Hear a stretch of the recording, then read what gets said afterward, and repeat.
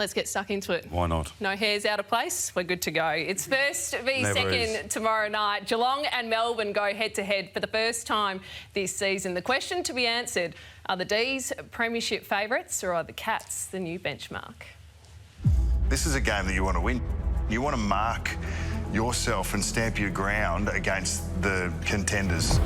And Melbourne will want to do that to Geelong, and Geelong will want to have a real crack at Melbourne. There won't be anything left in the tank. What an incredible game of football. Words fail, the Cats don't. We're embracing it. It's a big game. It's a big occasion. We've got high expectations. We're really excited about what we can bring. It's 1v2 on the ladder, so it's exciting and it feels like a final. And Melbourne are minor premiers. Wow.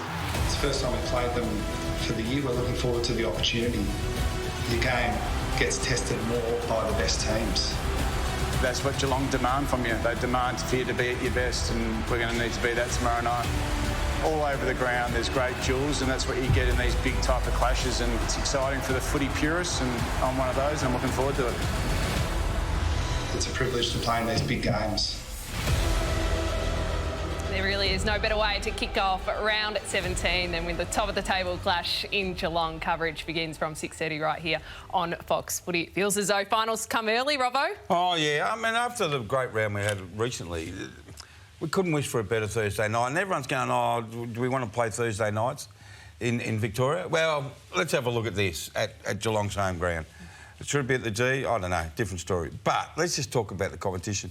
We've got a pretty... If Melbourne bring that heat, right, that they delivered last week, if they bring that heat, it's going to be against Richmond. It's like, wow, can Geelong stand up? And Geelong have really, really got their contested ball going, so it's going to be amazing. What about these inclusions, though, as well? So for Geelong, the skipper returns Joel Selwood. He was rested last week, but is back, should be fresh to go. And Sam De Koning, so he was a late out last week, but he's back and good to go as well. And then for Melbourne, well, their skipper returns in Max Gawn, so he missed 2 games due to that ankle syndesmosis injury. And their ruck stocks will be back to full strength because Luke Jackson also returns from that knee issue. So the stage is set. Yeah, it is. I mean, it's interesting what's Max like. We haven't seen Max first up out of a spell for quite some time. It's been 3 weeks, but he's missed the 2 games because one of those weeks was the bye, of course. Thank you there. I couldn't remember how many games he's missed.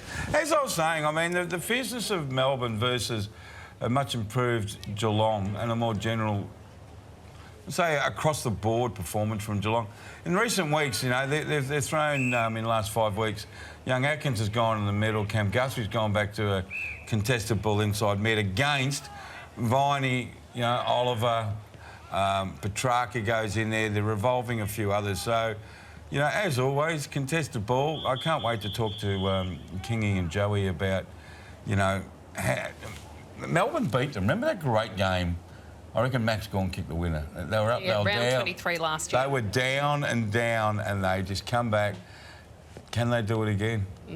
Who knows? I just can't wait for it to start. The recent history does really intrigue me with this. So Melbourne won all 3 meetings last year, 2 of which you wonder whether they've left a few scars. One, which you just mentioned in that round 23, Max Gawn kicking the goal after the siren. I think they came back from 34, 36 points down in that game. And then the other being the prelim final in Perth, where Melbourne just absolutely dominated. We know that the Cats were sick and had those sort of issues, but they're 2 very memorable results, and you wonder how much Geelong has revisited those games and what do they talk about when they do discuss those games? The psychology of football. I mean, would Chris Scott tell us if he has revisited?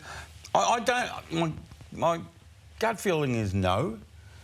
Why bring up the horror? And if you do bring it up, it's motivation. So, but I don't think Chris is a guy who does that. I think... He's an interesting coach, Chris, and he's a very, very good coach. The motivation of playing Melbourne Thursday night at home at this stage of the season, that's enough to get... And they've made adjustments, and Joey will go through some adjustments. They've made some adjustments this year, so they go in, cock a hoop, thinking, OK, bring it on. We've got some stuff we want to play on you. So I don't know who's going to win. No one knows who's going to win. It's just going to be... Hopefully it's a close game, and it's a fierce game, and... it goes all the way to the death. Hopefully it is closer than 1v2 a fortnight ago at the MCG. So we'll preview this game in depth with Joey, Eddie, Geordie, Kingy. They're all in, and they're all in to talk about this game. Before we do move on from this game, though... You're getting that thing, Bruce? Geelong... No. Put the brush down. I can go on the bin. I thought you was going for my prop. No, this is your prop. So this is Geelong's jumper that they're going to wear tomorrow, and it's a bit of an old-school theme for Geelong. This is the retro... Tomorrow. It's the retro old school jumper. Got the collar on and everything, and it's a big weekend for the club. So they've got their Hall of Fame dinner on Friday night, and then also the 2011 Premiership team celebrating their 10-year reunion. So perhaps because of COVID, they're celebrating that this year. So a big weekend ahead for Geelong, and the players are going to be repping that tomorrow night.